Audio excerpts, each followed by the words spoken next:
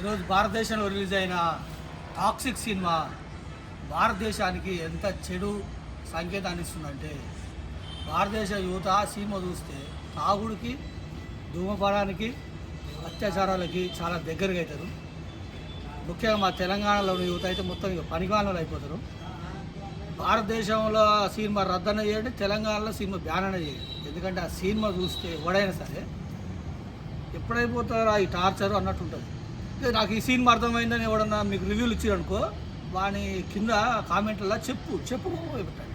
ఎందుకంటే సినిమా అంతా రోత, రచ్చ 3 గంటలకు ఎక్కువ ఉంటుంది.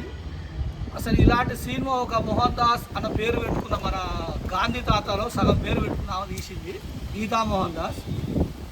అసలు అది ఆడ మన తాత అహింస అయితే ఇది హింస. ఈ సినిమా పట్టగాంచి అయిపోయింది దాకా ధూమపానం, మద్యపానం హానికరం అనేది ఖచ్చితంగా అట్లనే ఉంటుంది. అంతేగా ఈ సినిమా వల్ల ఈ సమాజానికి ఏమైనా ఉపయోగం ఉందా అంటే, అన్ని సినిమాలు ఉపయోగం ఉండాలా అని మీరు అనుకోవచ్చు. కానీ ఒక ఎస్టాబ్లిష్ అయిపోయిన హీరో ఇలా తీస్తే చెప్పుతో కొడతారు బయట. ఈ సినిమా చూసే వాళ్ళు ఎవరైనా సరే కామెంట్ చేయండి.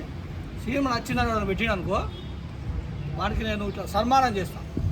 ఇది టాక్సిక్ కాదు, టార్చర్.